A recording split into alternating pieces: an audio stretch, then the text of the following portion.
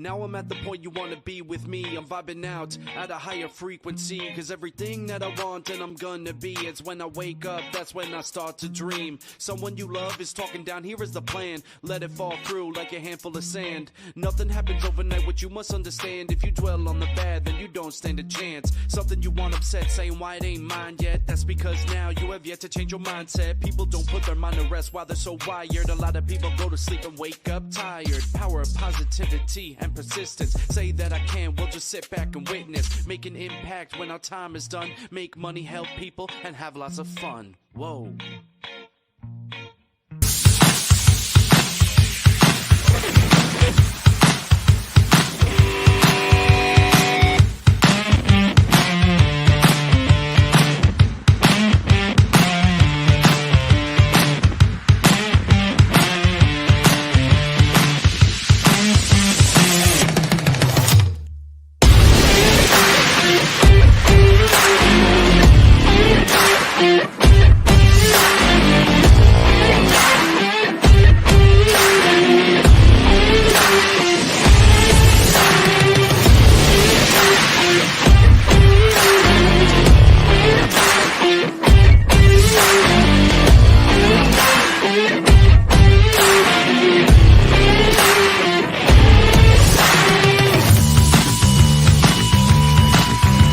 Welcome to 2 Minute Drill, the first pitch-only show that features entrepreneurs from all walks of life competing each week for more than $50,000 in cash and prizes. Hosted by legendary entrepreneur, sports executive, and investor David Meltzer. 5 contestants have just 2 minutes to deliver their most convincing pitch ever. Who will fold under the pressure and who will thrive? Congratulations, great pitch. After the pitches are complete, the judges will deliberate to decide our champion.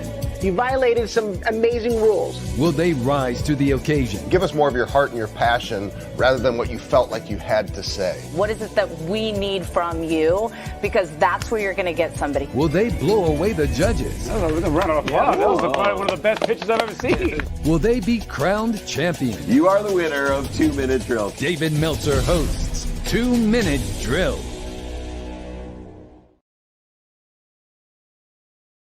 Welcome, everyone. It is Friday training. For some of you, it's Thursday. For me, it's Friday. I'm here live in Malta on the last day of a 30-day speaking tour. 23 speeches in 30 days, and I'm nothing but grateful. And just want to welcome everyone today in Malta, tomorrow in the rest of the world, is the launch of Season 5, Episode number 1 of 2 Minute Drill on Apple TV. So check that out. And I want to introduce my man. There he is, a damn good man. That's Adam Jablin. What's going on, Adam? Hey, brother. How is Malta? You know, I've never been here, and so that's one unique thing, but it was a perfect day. I'd saved the very last day to have a date day. My wife came with on the last leg of my trip. We were in Chicago, Wisconsin, London, Portugal, Madrid, and then Malta, and we got a 75-degree sunny day. They have artifacts from 10,000 years ago to a city built 4,000 years ago. I'm a student of history, so history shows me human nature, and human nature never changes. And to see one tiny little country that has so much history, it's revealed an amazing amount of knowledge for me to understand how humans exist and have existed for so long, all the way to Einstein having an academy here. So there's no accident or coincidence that my favorite philosopher, scientist, metaphysician, Einstein, the facilitator of my love language called time and relativity, would bring us all together here on a Thursday, Friday edition of training. I've been doing this for over 24 years, and we haven't missed 1 week. So I want to thank everyone. Want to also welcome Adam to the show. You've been here before, my friend. What are you most excited about coming into our Thanksgiving week? Wow, brother. Well, first off, allow me to say thank you for allowing me to be your co-host today. You know, I love you. I admire you. I look up to you in so many ways. And I'm looking forward to some quality time with the family. You know, just taking the dial and dialing it down from like a 10 to a 7.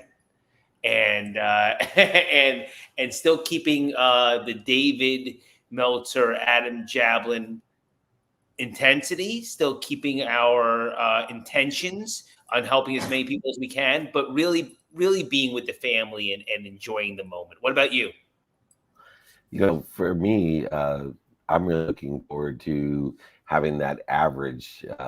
There's a new, when it comes to time, I used to talk about weighted balance, right? 2 minutes a day is worth 2 hours on a Saturday. Spending so much time with my family. My entire family is going to be home, all 4 kids. My mom as well. So we're going to pick her up and spend the rest with my siblings and their whole family. But I was thinking about time as I've traveled so much over the last 30 days. And it really isn't a weighted balance anymore for me. I call it a harmonious use of time. It's harmonious in the activities that I'm practicing and utilizing. So, when I'm on vacation, I have a few minutes.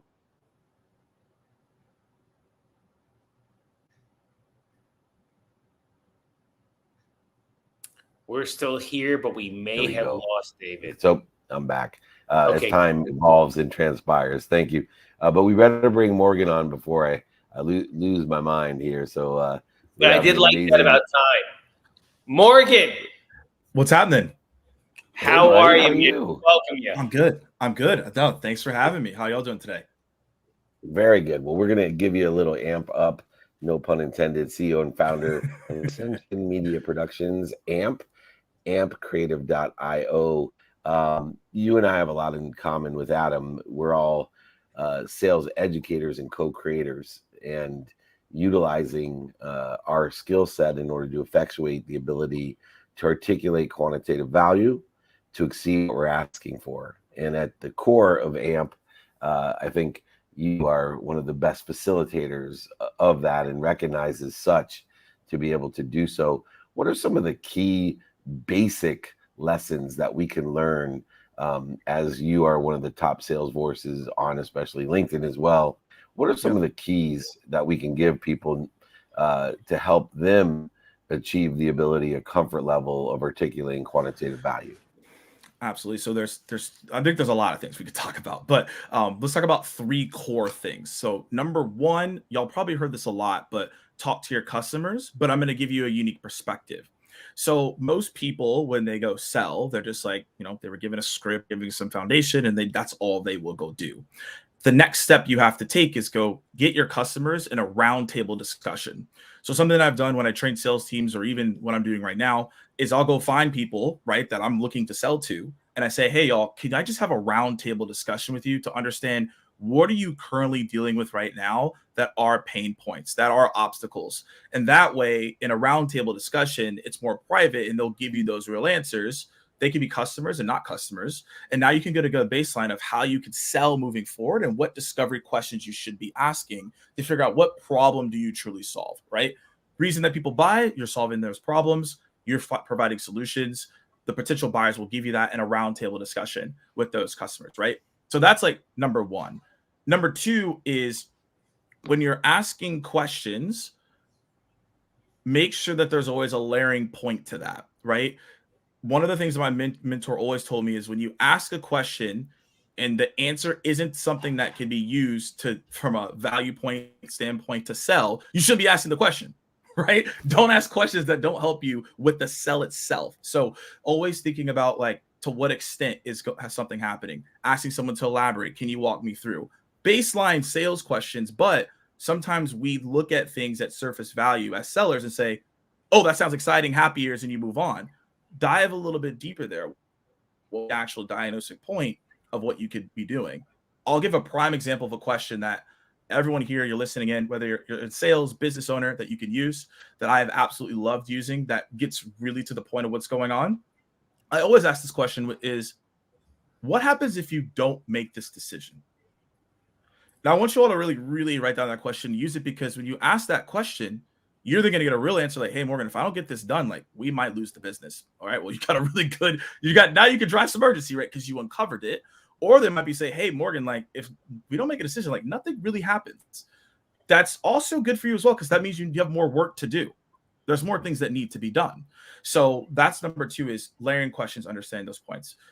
Number 3, I don't know how to get better at this is recapping what you've heard to make sure you're heading in the right direction. I think it's in sales, sometimes we believe we hear things and then that's it. Make sure that the buyer actually agrees with you. I like to call these pit stops. Now, David, Adam, I'm assuming you probably know what NASCAR is. Everybody in the audience, you probably know what NASCAR is. I've never been to one before. I've always wanted to go. But in NASCAR, typically they have 2 to 3 pit stops. And these cars are going extremely fast, but they're taking the time to stop, adjust, get ready. Why don't we do that in sales? So when you're talking to someone 12 minutes into a call, be like, hey, look, I just want to make sure I'm on the right page so far. This is what I'm hearing. X, Y, Z. Am I accurate or am I missing anything? If they say, yes, Morgan, I agree. Now there's confirmation bias. We can move forward. If they disagree and say, oh, well, Morgan, you missed something, rediscovery. So those are the 3 things that I would say there. Awesome. Adam. Yeah, Morgan, first of all, I love that. So Knights of the Round Table, that hit me like a ton of bricks. Yeah. Yeah, I love that. Allow me to ask you this. How did you come about learning your skills? I mean, you're obviously very intellectual. You seem like a great listener. How did you pick up on these sales skills? Yeah, so the was a couple of baselines. I think when I went into my organization, the first time I went in sales, I think everyone should do this if you have the opportunity. I went to the number 1 seller. I said, how are you doing this? Right? Like I went straight to the source, right? Yeah. Like how are you doing this? What's going on? So they gave me a framework. They gave me some basis points on what to do. And that was extremely beneficial. Another thing that I got some advice from a mentor is he was like, hey, if you want to learn sales, learn psychology. So I spent a lot of time reading books on psychology, reading, human emotions, the faces, the whole entire thing. So that's how I started learning more about the sales motion as well.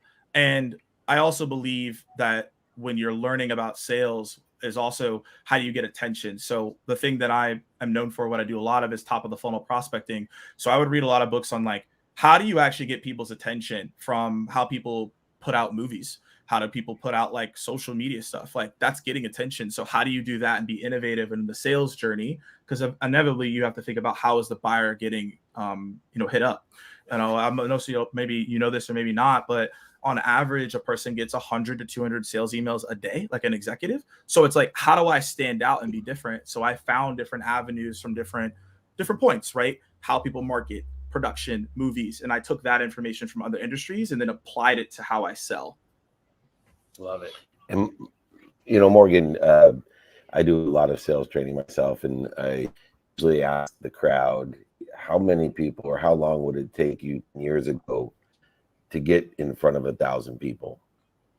How long would it take you 10 years ago to get in front of 1,000 people? And what it does is it hammers home the differentiator that you just said.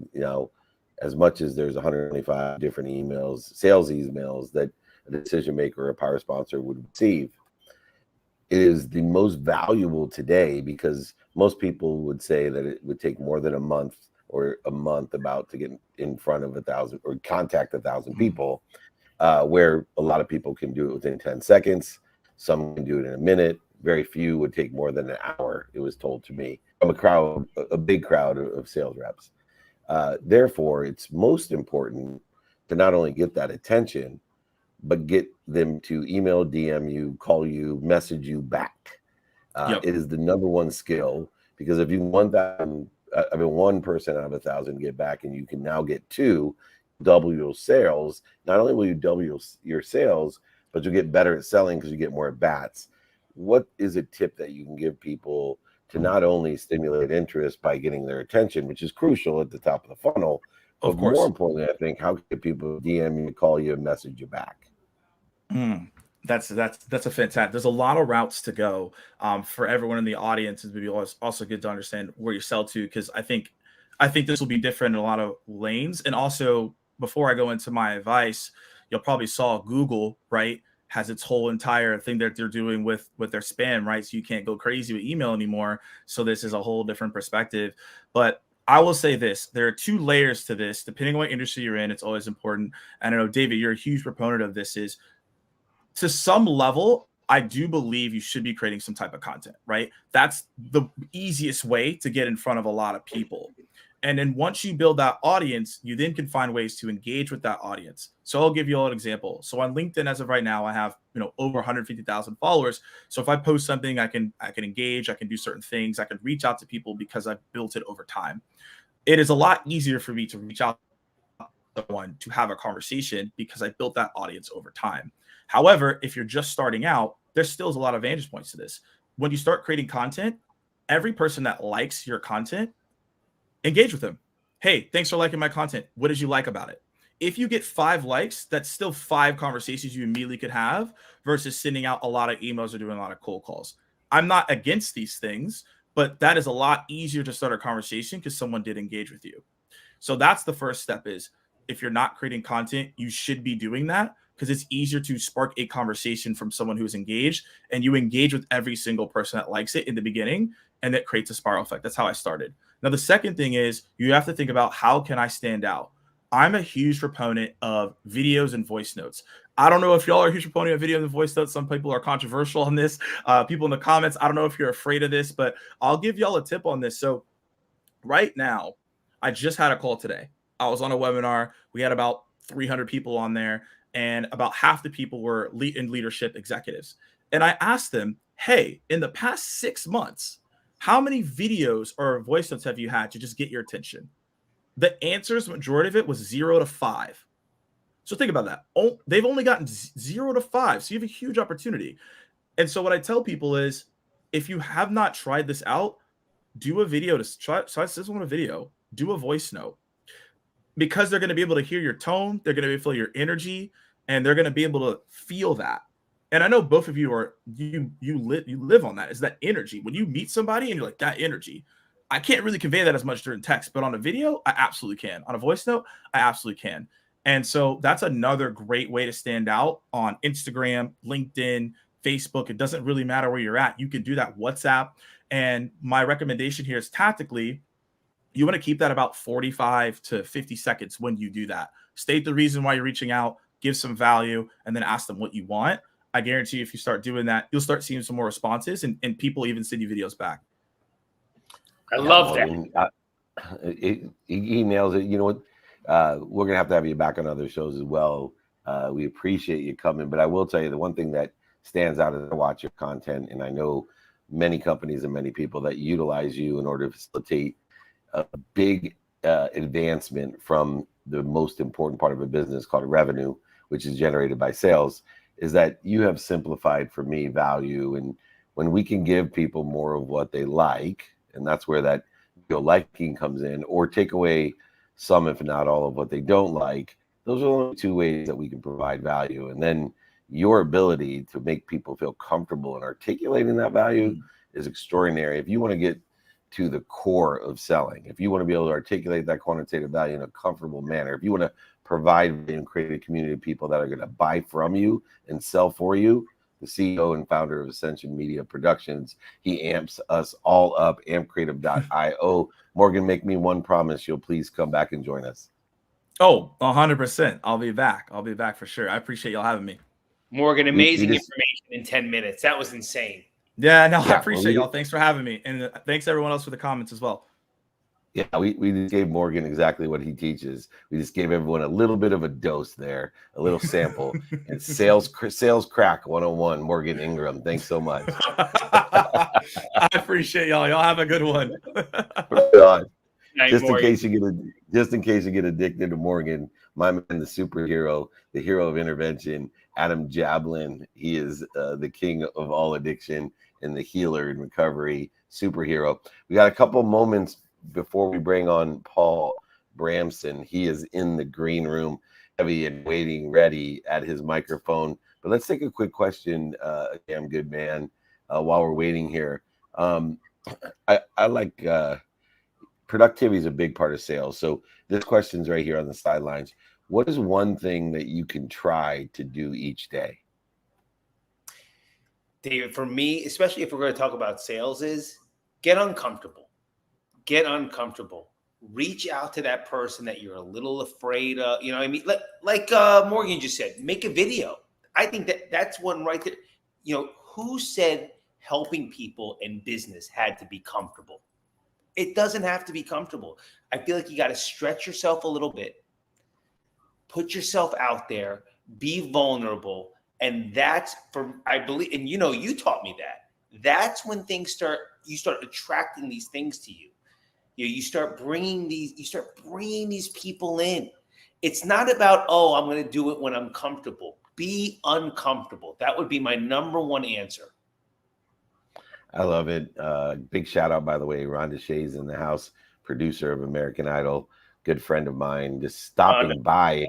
Over 86,000 people register for training now, building that community, 2 people. I'm like Noah's Ark, 2 by 2 by 2, an exponential aggregator, an exponential growth of a community of people that are here to help each other and want to help each other. For me, the one thing you should try to do every day is try. You know, I find a lot of people live in the extra mile world. You know, they don't try every day. So what they do is they go the extra mile every once in a while, and they try really hard on a Saturday. It's like cramming for a test and wondering or utilizing that cramming for a test or going the extra mile every once in a while to justify why you're not where you want to be. And so, you know, even with my own children, people ask me, what are you trying to teach your children? What do you ask your children? I have 4 children, and I literally, no matter what activity it is, one that I agree with, one that I don't agree with, whether it's an activity of academics or sports or, you know, gaming, I just ask 3 things at all times. Hey, did you do your best? What did you learn? And did you have fun? And I know in the mathematical equation of life that if you try and you learn and you have fun, that exponentially you will accelerate and aggregate to a trajectory of where you want to be or better every single time. And it requires you to try. So if you want to do or try something every day, why don't you try trying? Quit going through the motions. Don't live your life like a tube, food in and food out every day, rolling a boulder to the top of the hill, just ever roll down to the bottom. This is what I see in the majority of people in the world is they're not trying. And if you're not trying, you're dying. And so I would say, if you want to do something every day, if you want to try something every day, try trying and stop justifying why you're not where you want to be and start being and becoming what you want to be. Real quick, we have about 2 minutes and we'll bring our friend on here. Let me just grab another question. Double down while you do that. I just want you to know one of my favorite quotes of all time was Michael Jordan. I can't accept not trying. Simple quote. I can't accept not trying. You know what? And Michael Jordan is one who was born with a very high basement. His skills and his knowledge of basketball are so far superior than most people genetically and energetically. But he tried, just like Kobe and LeBron and Steph, which created a delta beyond their high basement. You and I could live our whole life trying basketball and never get to the level of their basement. But then again, there'll be other things that they can't do that we can, but we all try our best, learn lessons, and have fun. All right, we're going to bring on Paul with that last comment. I don't want to leave him waiting there. He looks about as patient as you and I, so we should be fine. Wait a minute. You guys are talking. How could you leave out Larry Bird? Come on, gentlemen. Oh, are you kidding me? You got to be kidding me. Gosh. What's up, Paul? What's up, Adam? David, what's going on, guys? And I love your welcome, Adam, by the way. welcome, brother. We got a triad of talent here. CEO of Paul Branson Companies and a keynote speaker, also out of Atlanta. And you can check him out at thepaulbransoncompanies.com. You know, I want to talk about connection, but not just connection, not just building a community of people that want to help each other and know people that can help each other. But I want to know about this intelligence of a leader. I always say a great leader is an intelligent follower, but there has to be some sort of connection between an intelligent follower and their community.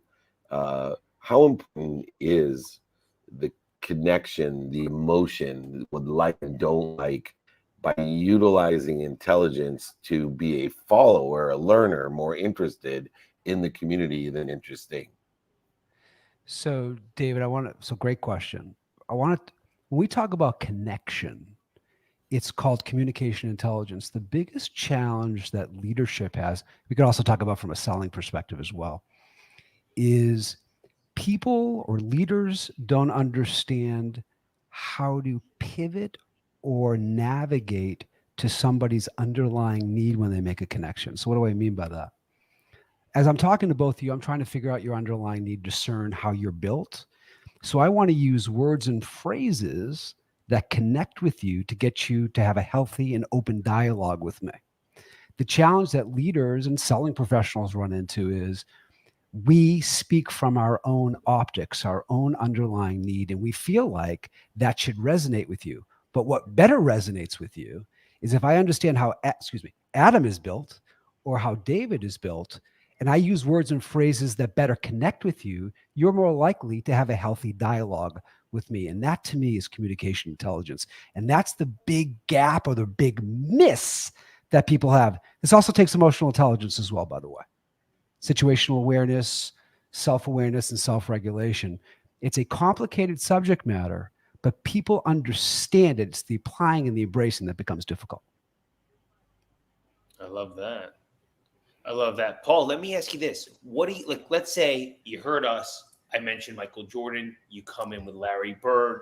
We now already have a connection. Is that what you do with your clients? Are you listening? Are you just looking for cues? Hyper focused. Hyper focused. I am hyper focused on observable actions, words, phrases, and I'm constantly trying to pivot to make sure that I'm connecting with Adam, connecting with David. I'm really focused on that. And if I don't see it or something seems off, I will pivot.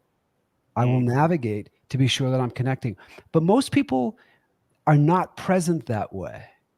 They have messages to deliver, so they deliver the message. So it's more about the content than the people that they're trying to connect. I would argue, let's connect with the people through words and phrases, and then your content's more likely to resonate. But yes, to your answer, Adam, I am always looking to hold on to something so that you and I can connect. Love that. And Paul, one of the things that I see that separates us, I have a saying, everyone has an open mind for a certain amount of time.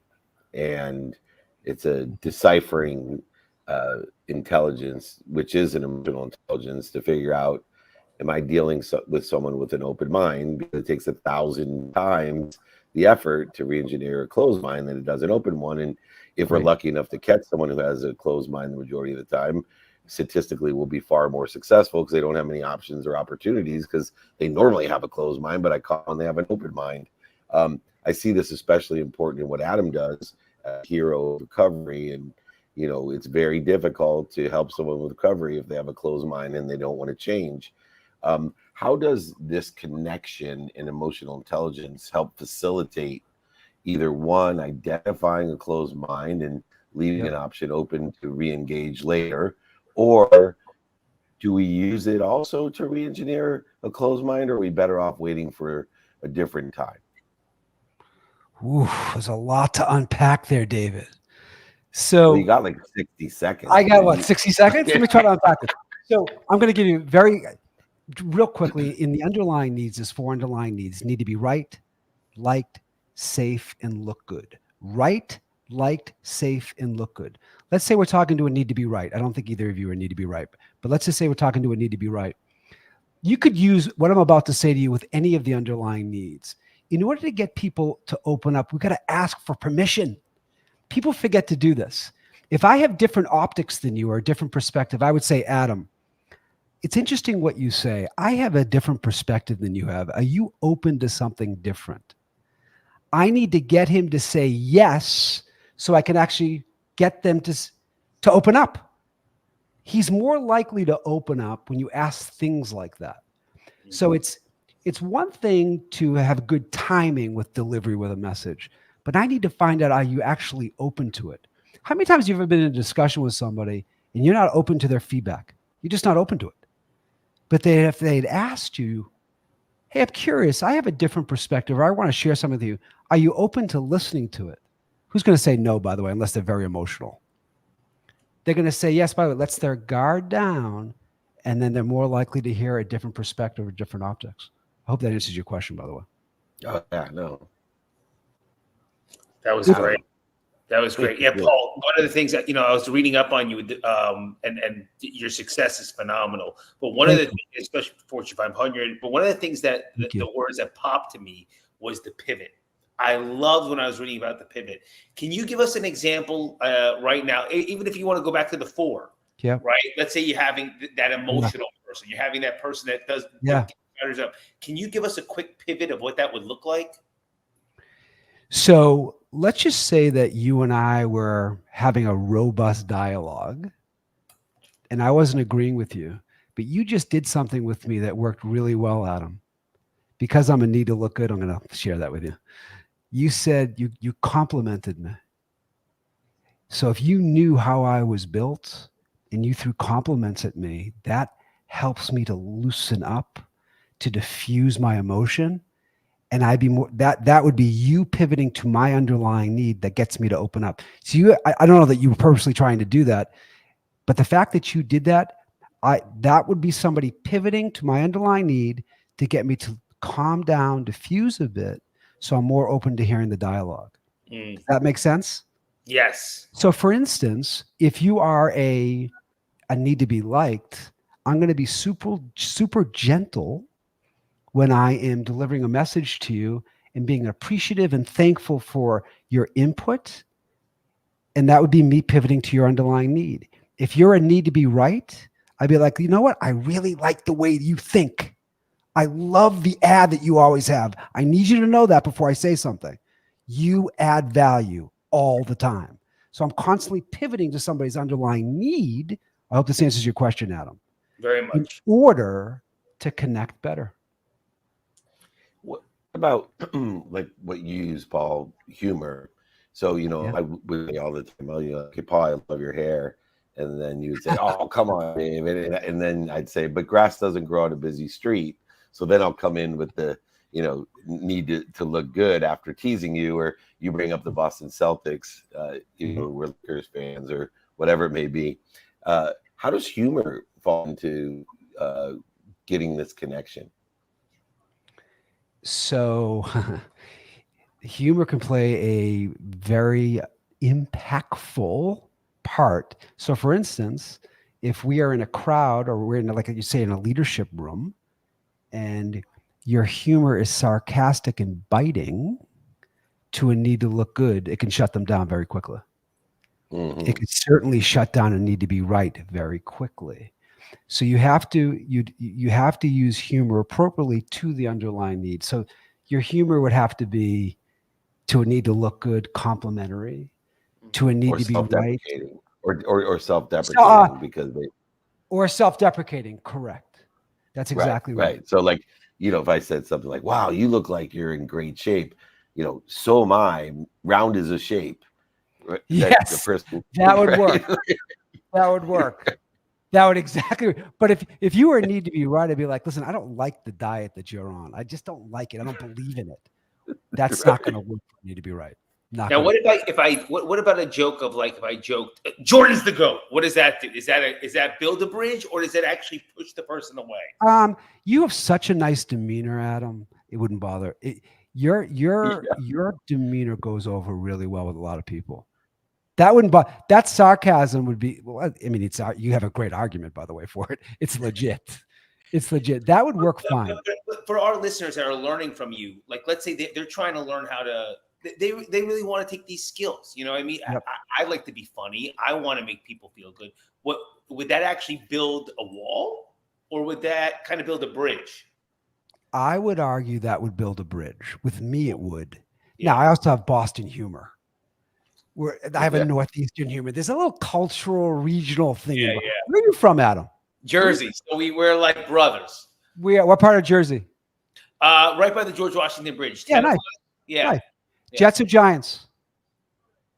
Do Jets. That's But that's because of my father. You have one good year, better than the I Patriots. don't want to talk about it. That's fine. That's fine. But I think to your point, and your question is incredibly valid, is, by the way, with what you have to discern somebody's underlying need before you use humor that's going to connect. Discern the underlying need. You have to. I mean, by the way, it's hard to do that in 10 minutes. But if you understand that liked, right, safe, and look good. So with the use of humor, it can really build a nice bridge. Very nice. Really nice, actually. And to that measure of looking good, you look good when you help others as these intelligent followers, leaders, communicators, connectors.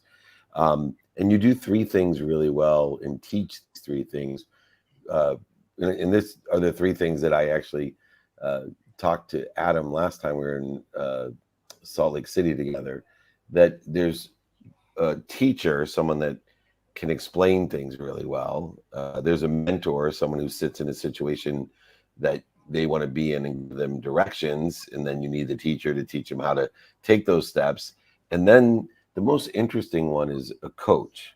And Adam's a superhero coach. And a coach has this emotional intelligence to bring the best out of people. So Tiger Woods' coach, for example, he doesn't know nearly as much about golf or the techniques of golf than Tiger Woods, but he brings the best out of the best, just like LeBron's coach or Larry Bird's coach would bring the best out of him. That's right. So for you, in the realm of transforming a leader and utilizing connectivity and communication to have this emotional intelligence, which one of the three, if any, are more important, or do you need all three in order to be an intelligent follower, a connected leader? When you say which one of the three, give me the three again, David, so I can mentoring. So a mentor Yep. giving directions to where you are, a teacher teaching you how to get there, or a coach bringing the best out of you. Sorry. So, I mean, obviously they have their situationally, they all have their place. I'm going coach all the way. Coach, The coach is helping them, inspiring for applying and embracing. An effective coach understands how somebody's built to get them highly skilled. So I'm all about being highly skilled. When we talk about sales, when we talk about leadership, a coach is somebody that can make somebody highly skilled through training and practice and things of that nature. So I'll go coach all the way. Well, we let you coach, teach, and mentor us anytime, especially in sales. We have a thematic sales day here on Friday, Training of Office Hours. It is also the premiere of 2-Minute Drill Season 5 today on Apple TV. Just as a reminder, as we have people like Paul Bramson joining us today, check out the paulbramsoncompanies.com keynote speaker, incredible sales trainer and teacher, an emotionally intelligent friend of ours. Even though he's a Celtic fan, we still love him. Come back and join us. Thanks for having me, gentlemen. It was a pleasure. Oh, awesome. Great job. Thanks, guys. All right, we're gonna Adam, take a couple questions. I know waiting in the wings is Rich himself. If you want to get Rich, you're gonna have to hold on a few minutes while we bring him in, because this guy has a strategy to sales. He's gonna take you to a place of abundance, more than enough of everything for everyone. He is an author and speaker, of course, and he has lived it himself. So a lot of people talk about it. He's walked the walk. Let me check out a quick question, if you don't mind. Let's do it. You ready for me, Adam? Yeah, man. They put so many good questions in here. I have trouble getting them all. Hold on. Give me 2 seconds as I'm arrowing down here. It's your show, baby. I'm the co-host. Yeah, look at this question here. If you could eat dinner with 3 sports legends, living or dead, who would you pick? Oh, God. Okay, here we go. It's not easy for me, by the way. But No. I'm gonna go Jordan. I'm gonna go Brady. And I'm gonna go. Wow, the third one's a little. I'm like arguing in my head here. I'm gonna go Jordan. I'm gonna go Brady, and I'm gonna go Jeter. Nice. Well, I won't pick any live ones because I have been blessed to have dinner and hang out with a lot of those. In fact, just blessed to be in Mexico City with Tom Brady and Chicharito, which was a thrill. So I'm going to go dead athletes. I think for me, I'd like to go Jackie Robinson, Roberto Clemente, and wow, the last one's a hard one. Yeah, definitely Jackie Robinson, Roberto Clemente, and Pele. Those would be the three. Baseball, one soccer. Okay. Yeah, not too bad. But Clemente is always. I represented the Clemente family, and that would be my number one choice: Roberto Clemente, Jackie Robinson, the 2, and Pele, the 3. All right, real quick question, then we'll bring on Richie Rich. Here we go. How can I connect with you? Oh no, that's person once. Just reach out if you want to connect with me. That's easy. All right. This is actually a good one for us because you have the toughest sale in the world. I get easy sales, right? I get to take rich people and make them richer, take kids and make them better. You take people that normally have a very closed mind and try to make them better, as a healer, a super healer and hero. What's your favorite movie or show about sales? Oh, wow. My favorite movie about sales, God, what is the name of it? With Alec Baldwin when he has brass balls, and it's got Al Pacino and man, what's the name of that movie? Do you know what I'm talking about? I do. It's like 2 in the morning here in Malta. Like I'm on Friday. I apologize. I've seen the scenes of the movie, and I'm not remember. But it's about sales. You know what I mean? And Alec Baldwin. And we have a guest coming on, or I would Google it, Dave. But it's just we'll let Raluca Google it. We'll let mine by far. It's not Boiler Room. It's actually The Greatest Showman. That's a great movie. It's Hugh Jackman and it's a musical.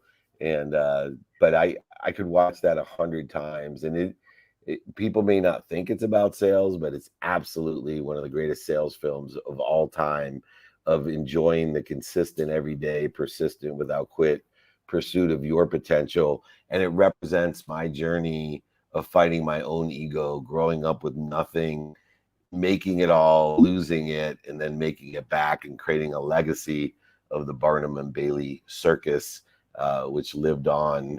But if you want to understand the ego side of sales, some people say The Wolf of Wall Street. Belford's a friend of mine. It's a good one, but to me, Greatest Showman is the greatest show about sales. Speaking of the greatest show on earth, Rich Horwath is here, CEO of Strategic Thinking Institute, New York Times and Wall Street Journal bestselling author, strategyskills.com. We set the stage for you, my friend. Welcome to Office Hours. David, put that coffee down. Coffee's for closers only. Glengarry Glen Ross, I love it. Oh, you see this watch? Thank you, Rich. Love it. Thank you. I appreciate it. I knew we would know. We should have known. Hey, well, already coming in hot, and we've been talking about sales all day for this training, and I brought in some friends and some experts. And as our cleanup hitter, I know you're not going to let us down, but there is skill to selling. And it took me a little while because of what they call, or did call, when I first started out of law school at Eagle, I could slice the Eskimos. But until I took it as a profession, I didn't understand what I was leaving on the table. And I was blessed to be around Dennis Waitley and Mike Bosworth, who kept telling me, Dave, I will keep planting seeds. It may be under a tree I never sit under, but someday you'll lose that arrogance and you'll become a professional salesperson and really get good. And I laughed at them. And when I think of them, I think of you, because you are the epitome of empowering professionals to sell and taking it as a profession. What are some of the skill sets that you help to enhance in either a journeyman, someone that may not have the LeBron type of sales skills, or even those who do have the highest levels of skills, knowledge, and desire to sell? David, one of the things I'd start with is, your book, Game Time Decision Making. You bring up a great concept in there of the keen awareness of the playing field. And I'm a big believer that the first thing we have to do is we have to have a real understanding of our situation. And so that situation starts before we ever get in front of a prospect or a client or somebody that we're trying to retain. It's really about understanding what's my agenda, but more importantly, what's their agenda. Get inside their mind, look at things from their perspective. You know, we hear the term be a strategic partner a lot in sales, but it's very rare that actually somebody is a strategic partner. So I'm just a big believer that, look, we've got to understand where the person's coming from. We have to understand the situation. And then that gives us the opportunity to really tailor what we're saying and the value that we can provide to that person. Rich, that's awesome. Do you mind me asking what inspired you to write Strategic? Yeah, thanks, Adam. So one of the things that happened is I do a lot of strategic planning work. And, you know, you've been in those big strategy sessions, the war rooms, right, where everybody's throwing stuff on whiteboards and things like that. So we were having a 12-hour one of those, and we were at a break about halfway through. And one of the mid-level managers came up to me. We were having some coffee, trying to stay awake. And he said, you know, Rich, I just had my performance review at work. And my sales manager said, I'm too tactical. I need to be more strategic. How do I do that?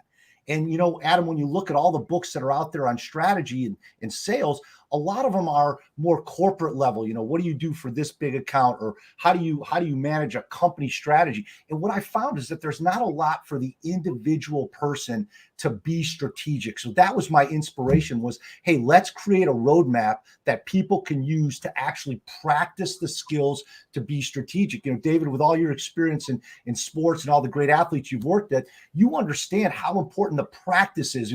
And we don't typically see all the hours that go into the practice. But I challenge everybody out there listening and watching, how many hours this week did you practice your key business skills? That's what separates people in business. And too often we think about it in sports, but not in business.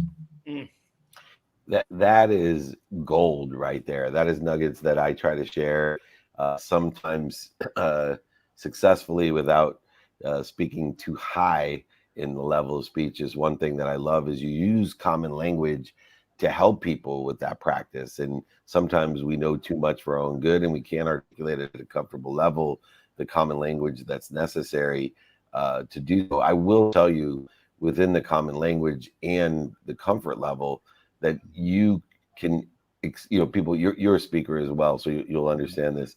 People ask, like, how can you charge so much to speak?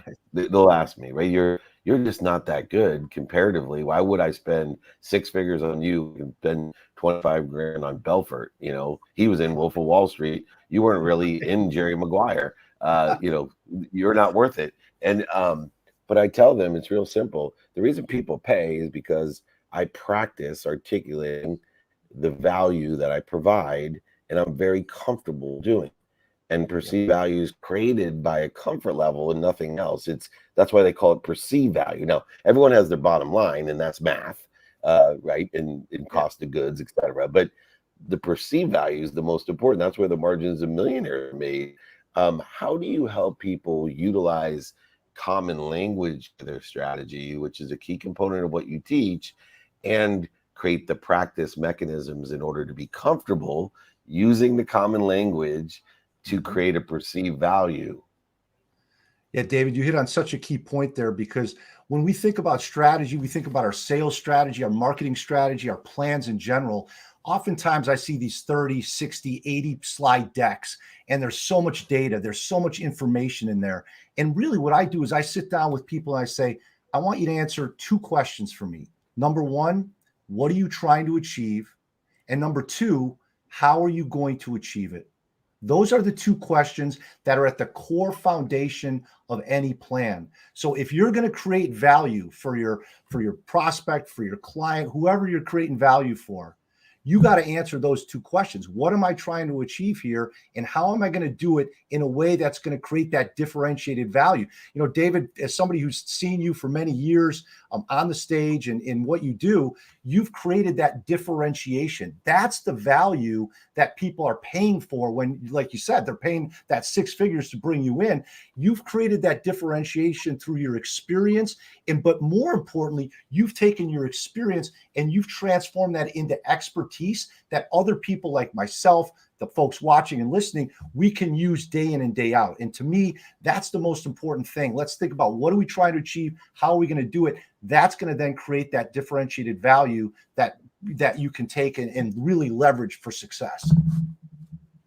And I will add, I think it's important. The only people that can help people are those that know those two things, because if you know those two things, then you can say, okay, who can I help and who can help me? And that truly gives you the acceleration and the exponentiality and the outcomes that you're looking for, especially in sales. Sorry for interrupting, Adam. I know here. That means a good question's coming. This means a good question's coming. Yeah, no. this thing scratchy.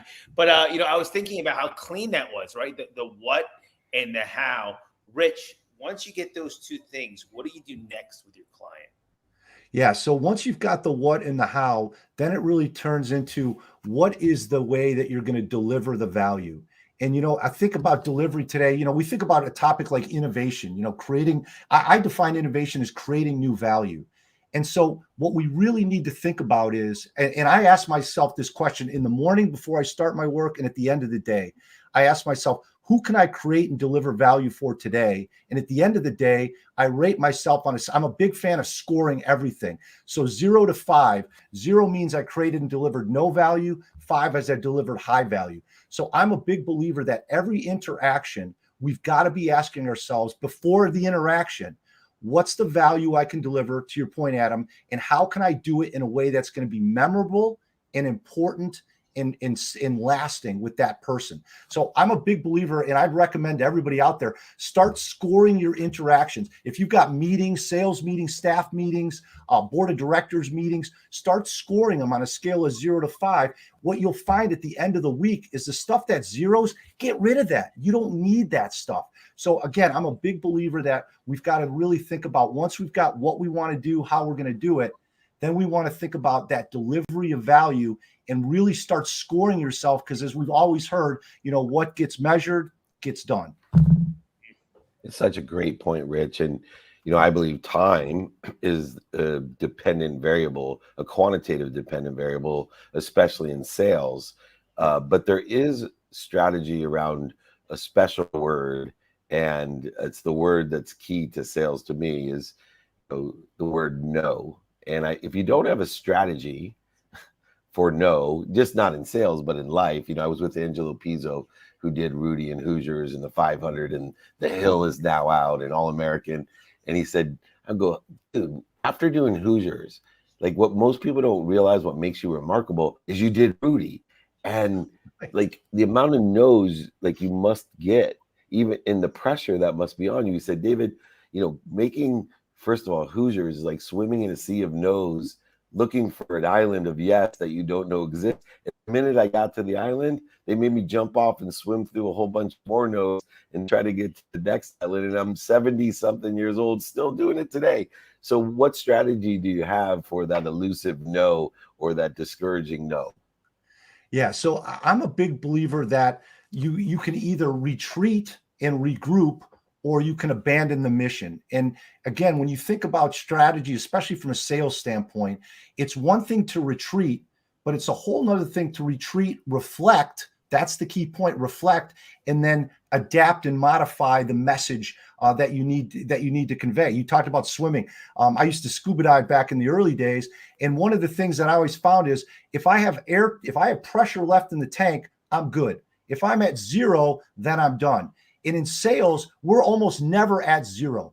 There may be a no, but that no is right here. That's not a final no. So we need to understand, what do we have left in the tank in order to move this thing forward. So I'm a big believer that if you get a no, step back, reflect, and then let's take another approach. So many no's turn into yeses if we've got the fortitude, the perseverance, and if we come up with contingency plans. I love what you said there, David, because I'm a big believer also that you've got to have contingency plans. So if I'm going into this sales call, it's a big client, there's a good chance I'm going to get a no. Okay, what are the 3 no's? I like to think about what types of no's am I going to get? So if I get 3 different no's in this situation, no, this is too costly. No, I'm not the right decision maker. Or no, we tried that in the past. I'm going to build out my what and how, back to Adam's point earlier, and I'm going to come up with contingency plans for each of the no's before I ever get in there. Oh my gosh. Wish I knew you when I was dating. That was amazing advice. I love that. Adam, you want to bring our cleanup hitter home and throw him a curveball? Yeah, well, I don't even necessarily know if I have a curveball. I mean, everything's pretty. So you said there was a time there, Rich, where it's time to actually retreat and call it a day. When do you know that? When do you have a feel for that? That you know Great what? question. Yeah, that's a really good question, Adam. So I really think that you've got to understand, once you've been in that situation, you've been in the interaction with that person, you should absolutely be walking out with, what does value look like to them? So if nothing else, and especially if you're getting a no, always be asking the why questions. Why isn't this fit? Why isn't this valuable to you? If you can understand what value is to them, then to your point, when you go back and you retreat, you reflect. Now what I need to understand is, does my product, does my service, does my offering, do my values bring along the mission that I'm trying to convey to this person? Do we have common ground on value?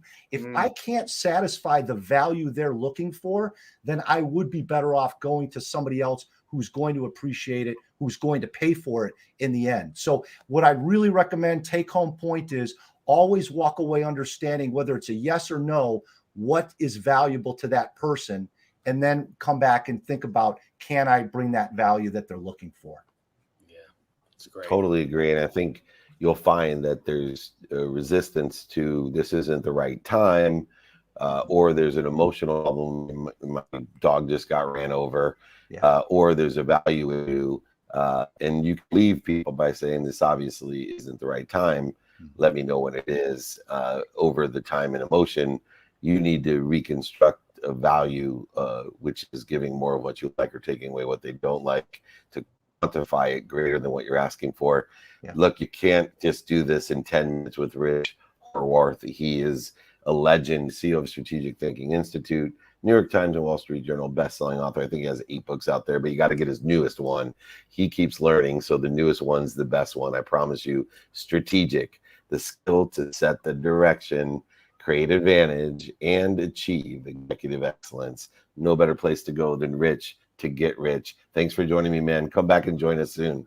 David, thanks so much. Great to be with you, Adam. Thanks again. Have a great day, guys. Rich, take care. Have a great day. Thank you. You guys are on a different day than me, but Adam, we got 4 minutes left on training. I'm a time lover, so it's my love language. I love at the end of my trainings, especially. We've been doing this over 24 years. Over 86,000 people registered for this training today alone, let alone the people that watch the replay, which is far more. What's your takeaway of the day? What resonated with you the most? You might find mine. I'm going to name several, if that's okay. I'm going to name from it's your gig. Yeah. So for our first guest, I love the Knights of the Round Table. I love how he was saying, be open, get everybody's feedback. I like that rather than hierarchy. You know what I mean, David? Like let's all be equals and hear each other. For our second guest with the emotion, I loved when we were talking about between the Celtics and Jordan, right? As in, let's start a common language and be emotionally intelligent and have humor. That was fantastic.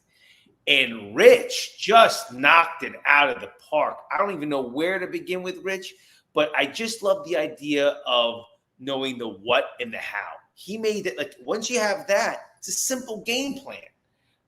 And you're one of the people that taught me the most about like look at business, not just spiritually, but as a sport, right? It's a game plan. That was one of the greatest lessons you've ever taught me. So I love that Rich kind of brought that back. Yeah, no, great synopsis. And 3 takeaways are always better than one. I will remind people that for me, it's important to have takeaways, but only take away that which resonates with you. Know that it doesn't mean it's instantly going to have an impact on your life, but I believe outside of linear time that when things resonate with us, it tells us to have an awareness. It's an intuition to say, hey, this is going to be, I don't know when, it could be 10 seconds from now, or it could be 10 years from now. This is going to be relevant in your life. It'll give you more relativity and a statistical success. So doing these takeaways are extremely important. My takeaway is a lesson I learned in sales when I finally became a professional in sales, when I took it seriously and started practicing sales like Tony Gwynn, my favorite baseball player, practiced hitting. And the lesson is, and it applies to all 3, that people buy on emotion for logical reasons. And if you're not utilizing both in sales skill, then you're missing out. People buy on emotion for logical reasons.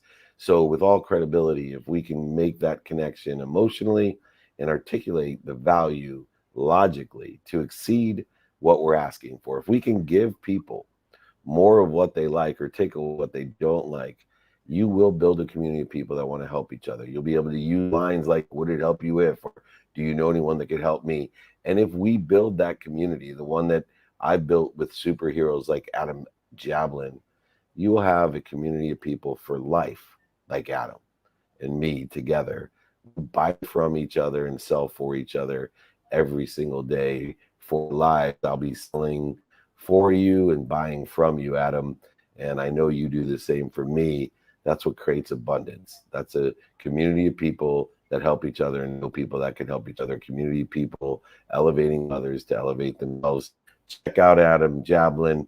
He is just a mentor of all time. On all my shows, you'll see him everywhere. There's a Superman behind him. I'm Batman. He's Superman.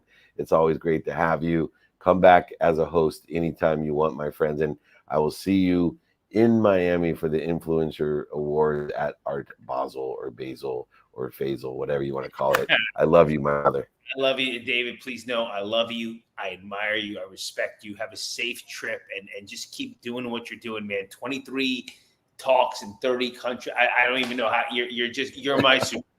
You're my 30 super. days. 30 days. It's insane. It's insane. I love you. Thank you. All right, everyone. The great Adam Jablin. Just a reminder, go on Apple TV when it's Friday. It's Friday here in Malta, but it may not be where you are. And check out 2-Minute Drill Season 5. It's the best one ever. We are teaching people the perfect pitch, how to get rich, not just by listening to Rich. But most importantly, that's right, 2-Minute Drill Season 5 premiere. Check it out. If you want a signed copy of my book, if you want a guide, the 5 to Thrive Sales Guide, go ahead and email me, david@dmeltzer.com. If you like my book on top, not a problem, david@dmeltzer.com. Remember, most importantly, we've been doing these things a long time. Be more interested than interesting. Be kind to your future self and do good deeds. We'll see you next week. Have a great weekend. Take care.